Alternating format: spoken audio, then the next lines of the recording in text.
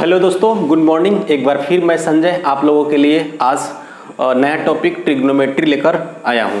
तो जैसा मेरे फ्रेंड कि आज ट्रिग्नोमेट्री हम लोग पढ़ेंगे और ट्रिग्नोमेट्री के हर एक पार्ट्स को हम लोग देखेंगे कि इसका हर एक पार्ट्स कैसे और कहां से उठा हुआ है। जैसा कि हम इस टॉपिक में किसी भी फार्मूले को रटेंगे नहीं, सारे के सारे फार्मूले को हम लोग प्रूफ करेंगे। बहुत ही इजी तरीकों से इसके हेल्प से हम लोग क्वेश्चन को सॉल्व करेंगे। तो चलिए देखते हैं कि आज हम लोग पढ़ने वाले हैं ट्रिग्नोमेट्री क्लास 10 में 3 चीजें लिखी हुई है, ट्रिगोन और मेट्रॉन, यानी ट्रिगोन मेट्रॉन से मिलकर, तीनों से मिलकर ये बनता है ट्रिग्नोमेट्री। यानी हम कह सकते हैं हिंदी मीडियम के लिए कि इसका मतलब होता है 3, गॉन मीन्स होता है भुजा, है ना, और मेट्रॉन मीन्स होता है माप, है ना। 3 भुजा के माप से और ये 3 वर्ड के मिलने से ये मेरा बना है ट्रिग्नोमेट्री। राइट एंगल ट्रायंगल के बारे में अगर हम पढ़ते हैं ट्रिग्नोमेट्री और अच्छा से हमको नहीं पता है कि राइट एंगल ट्रायंगल क्या होता है, तो हमको ट्रिग्नोमेट्री कुछ भी समझ में नहीं आएगा। तो सबसे पहले ट्रिग्नोमेट्री में हम राइट एंगल ट्रायंगल को समझेंगे। ध्यान दीजिएगा, तो राइट एंगल ट्रायंगल का यूज ट्रिग्नोमेट्री में कैसे होता है इस बात को समझिएगा। और पूरा का पूरा ट्रिग्नोमेट्री इसी पे बेस है। जैसे हम इसको ए कर दिए, इसको बी कर दिए और इसको सी कर दिए। देखिएगा, इस एंगल को अगर हम थीटा बनाएंगे, पहले साइड और थीटा को समझना अच्छे से कि अगर हम इस एंगल को थीटा करते हैं तो इसके सामने वाले साइड को हम बोलते हैं परपेंडिकुलर और इसको पी से डिनोट करते हैं। और इस थीटा से सटे एडजेसेंट जो नीचे वाली भुजा होती है इसको हम लोग बेस बोलते हैं, है ना। इसको हम लोग हिंदी में बोलते हैं लंब, इसको हम लोग हिंदी में बोलते हैं लंब और इसको हम लोग हिंदी में बोलते हैं आधार, ठीक है। और ये जो सबसे लंबी भुजा होती है इसको हम लोग बोलते हैं कर्ण और इंग्लिश में बोलते हैं हाइपोटेनियस, ठीक। अब हम इसमें आपको समझाने की कोशिश करेंगे कि अभी आपने इसका स्ट्रक्चर देखा कि इसको हम बोलते हैं परपेंडिकुलर, हिंदी में बोलेंगे तो लंब, इसको बोलते हैं बेस यानी कि आधार, इसको बोलते हैं कर्ण। अब इसमें हमको देखना है पाइथागोरस प्रमेय, है ना। तो एक पाइथागोरस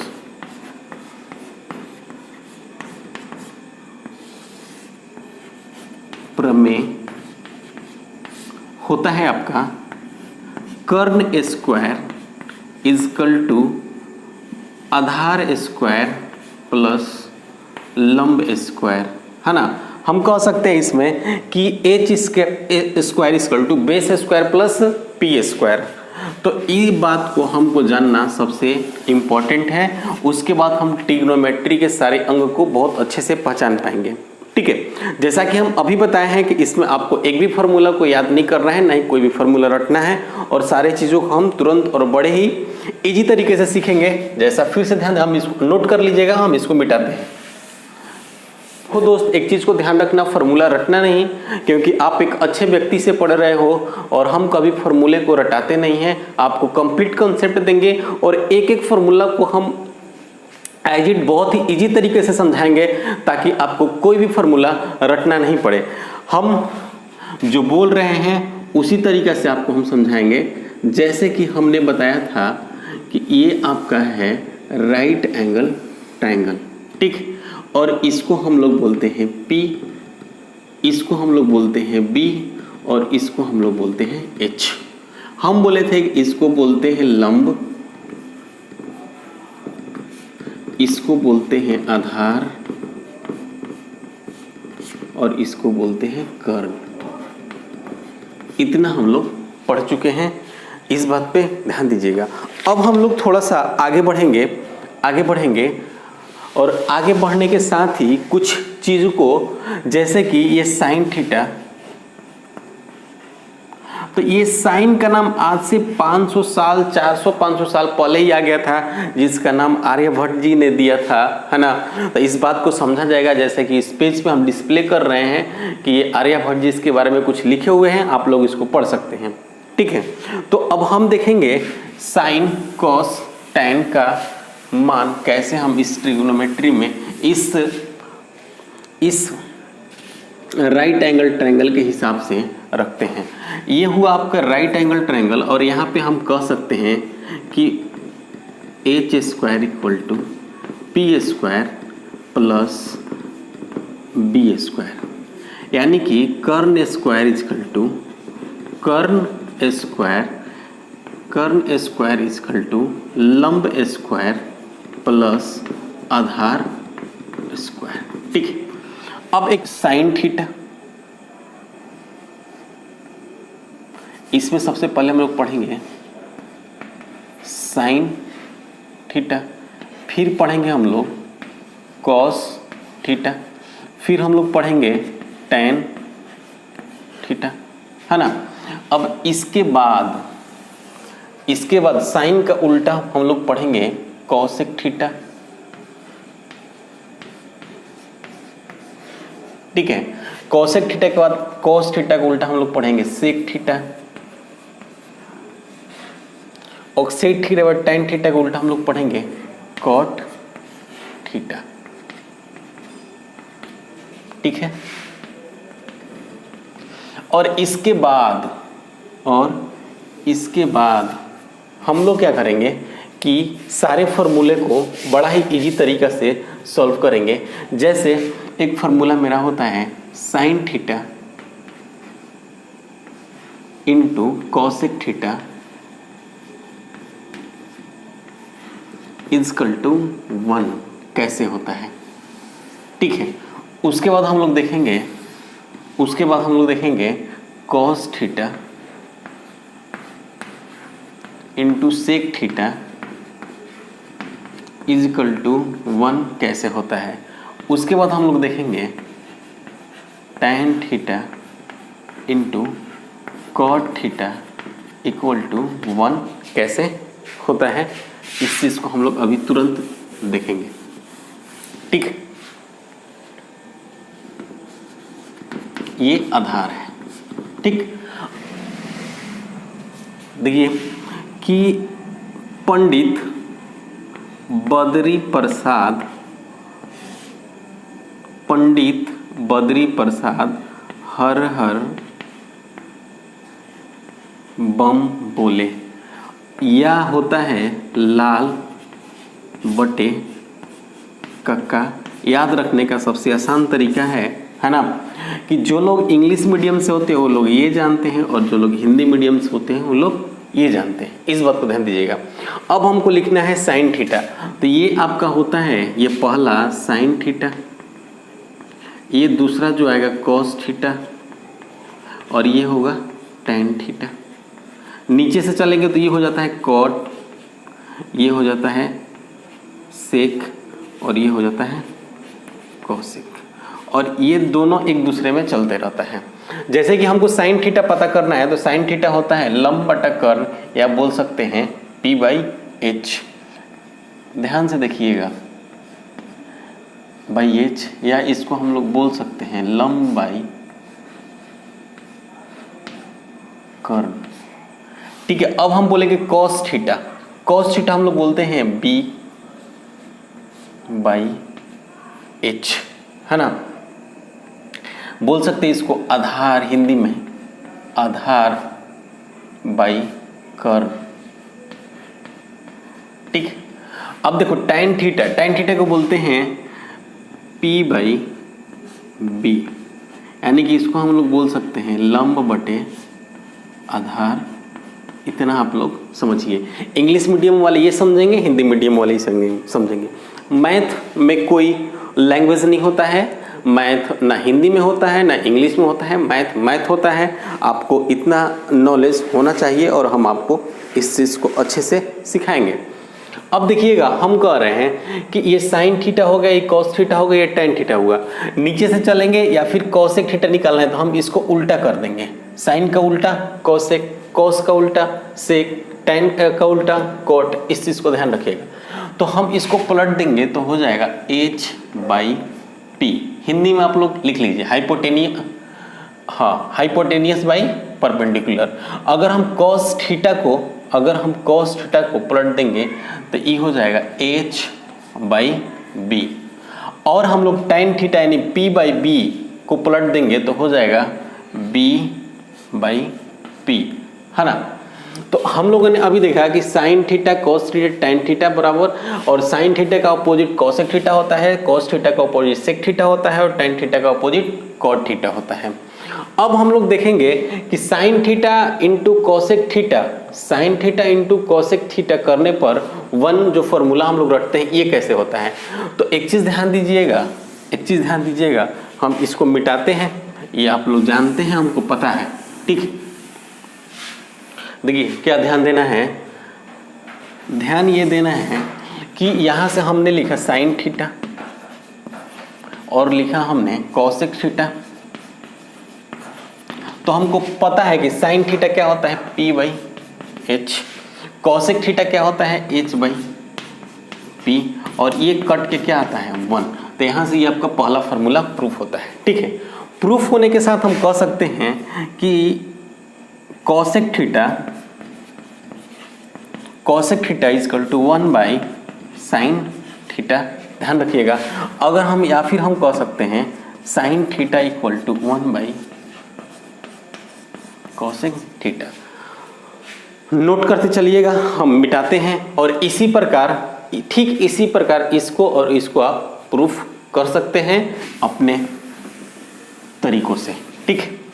अब देखिए एक चीज हम यहाँ पे आपको बता चुके हैं कि पाइथागोरस प्रमेय में क्या होता है कि h² equal to p² plus b², है ना। तो अब देखिएगा तो कि होगा क्या, यहाँ पे हम यहाँ पे लिखे h² equal to p² plus b²। और एक चीज़ की हमको आज़ादी है कि हम दोनों तरफ हम h² से भाग दे सकते हैं, ठीक है। तो यहाँ पे हमने इसको h² कर दिया, यहाँ पर हमने इसको h² कर दिया, और यहाँ पे हमने इसको h² कर दिया, ठीक है। थोड़ा सा इसको विशेष समझने के लिए देखिए हम यहाँ पे फिर से एक बार आपको समझा देते हैं कि साइन थीटा इक्वल टू, अभी हमने पढ़ा कि क्या होता है p/h, फिर हमने पढ़ा था cos थीटा इक्वल टू क्या होता है b/h, फिर हमने पढ़ा था tan थीटा इक्वल टू क्या होता है तो p/b, ठीक है। और इसका अपोजिट होगा उसको हम लोग पलटते जाएंगे। अब एक चीज़ को ध्यान दीजिएगा कि हम इसको कटा के क्या लिख सकते हैं तो 1, ध्यान दीजिएगा। और देखिए इसको हम लिख सकते हैं p/h का होल स्क्वायर प्लस b/h का होल स्क्वायर, ठीक है। अब एक चीज़ देखिए p/h बोलते किसको है आप ही बताइए। तो आप बोलिएगा कि सर साइन स्क्वायर थीटा हो जाएगा, क्योंकि p/h को क्या बोलते हैं साइन थीटा, और b/h को क्या बोलते हैं तो कॉस थीटा। तो यहाँ हो जाएगा कॉस थीटा का स्क्वायर। तो जो फार्मूला हम लोग पढ़ते थे या रटते थे वहाँ से मेरा एक और ये फार्मूला आकर बना, आप लोग इसको उस साइड लिख लीजिएगा। और यहाँ से कितने फार्मूला बनेंगे हम बताते हैं। जैसा कि हम लोग रटते हैं sine square theta plus cos square theta equal to 1, हम लोग रट के विद्वान हुए हैं। आज के पहले मेरे इस वीडियो बनाने से पहले आप लोग इस फार्मूले को रट कर विद्वान हुए थे, लेकिन अब आप लोग सीख चुके हैं और इसको जीवन भर नहीं भूलिएगा। ये आपका दावा है, मेरा नहीं। अब देखिए यहाँ से हम क्या बना सकते हैं कि अगर हमको बोलेगा कि आप बताओ sine square theta equal to, तो हम क्या करेंगे यहाँ से कि 1 और कॉस स्क्वायर थीटा को उधर भेजेंगे तो हो जाएगा कॉस स्क्वायर थीटा, यानी sine square theta equal to हो गया आपका 1 माइनस कॉस स्क्वायर थीटा। ये आपका दूसरा फार्मूला मिला, इसको भी आप साइड में नोट कर लीजिएगा।